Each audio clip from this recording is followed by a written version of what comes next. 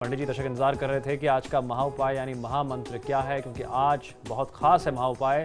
दर्शकों के इंतजार को खत्म करते हुए आप जानना चाहेंगे आज का महाउपाय।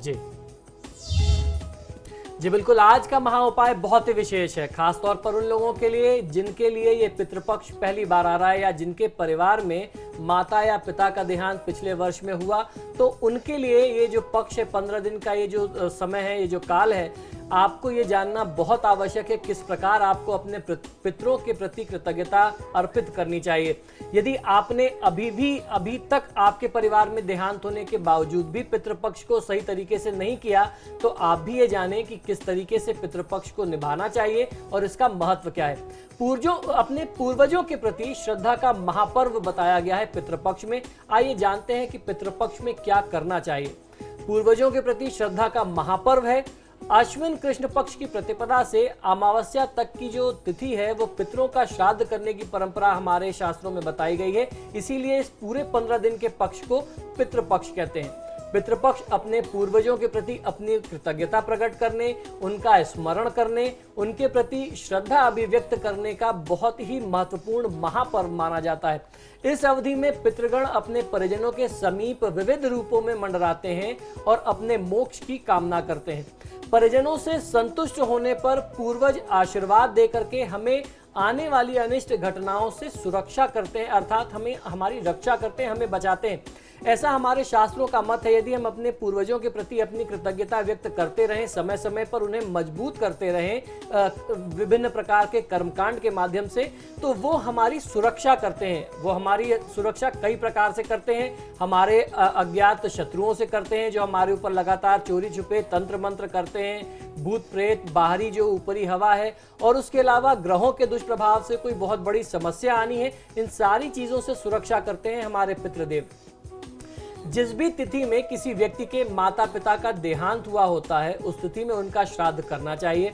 पिता के जीवित रहते हुए यदि माता की मृत्यु हो गई है तो उनका श्राद्ध मृत्यु की तिथि में न करके नवमी तिथि को करना चाहिए, जिसे मातृ नवमी कहते हैं। ऐसा पितृपक्ष का विधान है। ज्योतिष मान्यताओं के आधार पर सूर्यदेव जब कन्या राशि में गोचर करते हैं, तब हमारे पितृ अपने पुत्र पौत्रों के यहाँ विचरण करते हैं। विशेष रूप से वह तर्पण की कामना करते हैं। पंडित जी, आप बहुत महत्वपूर्ण बातें बता रहे हैं, और आप सब ये भी जानना चाहेंगे कि श्राद्ध से पितृगण प्रसन्न भी होते हैं क्या?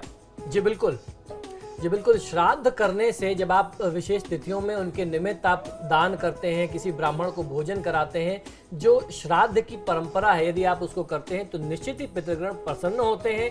और प्रसन्न होने के साथ साथ श्राद्ध करने वालों को सुख, समृद्धि, सफलता और आरोग्यता के साथ साथ संतान रूपी फल देते हैं। जिन परिवारों में वंश वृद्धि ना हो रही हो, वंश वृद्धि कैसे होती है? जब पुत्र संतान होती है। जब आपका वंश ना बढ़ रहा हो तो ये मान लीजिए कि आपके पितृ देवता जो है वो आपसे नाराज हैं। तो जब आप पितृ शांति करते हैं, पितरों को संतुष्ट करते हैं, तो उनकी कृपा से ही आपको पुत्र रत्न की प्राप्ति होती है, अर्थात आपके वंश की वृद्धि होती है। अब जानते हैं, बात करते हैं कि पितृपक्ष में क्या करना चाहिए। पितृपक्ष में दिवंगत आत्मा के प्रति तर्पण अवश्य करना चाहिए। तर्पण में तिल और जौ को, जिसे तिलांजलि कहते हैं, वो जरूर करना चाहिए। पशु पक्षियों के लिए भोजन जरूर निकालना चाहिए। गौग्रास और कौए के लिए काकबली जो निकालते हैं। गरीबों और ब्राह्मणों को अपने सामर्थ्यानुसार अन्न और वस्त्र का दान करना चाहिए।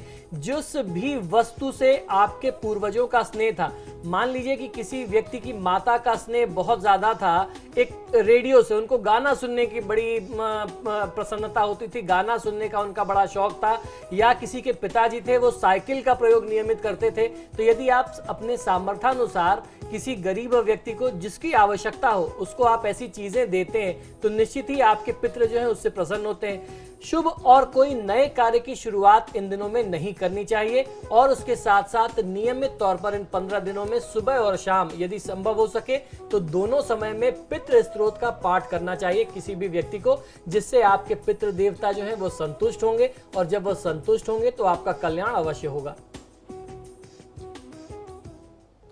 पंडित जी, आप स्टूडियो में आए, आपने दर्शकों को इतनी अहम जानकारी दी, महाउपाय बताया, वो भी और बहुत अहम दिन के दिन, उसके लिए आपका बहुत बहुत शुक्रिया। जी दिव्यांग जी, और इस पूरे 15 दिनों में हम लगातार पितृपक्ष से जुड़ी हुई बहुत ही आवश्यक जानकारी अपने इस कार्यक्रम के माध्यम से, समाचार प्लस के माध्यम से दर्शकों को देने वाले हैं। तो निश्चित ही आप इन जानकारियों को सुनिए, समझिए और उसके अनुसार यदि आप इस पितृपक्ष में अपना आचरण करते हैं, व्यवहार करते हैं, पितरों के प्रति अपनी कृतज्ञता व्यक्त करते हैं, तो निश्चित ही आपका कल्याण और विकास दोनों हो जाएगा।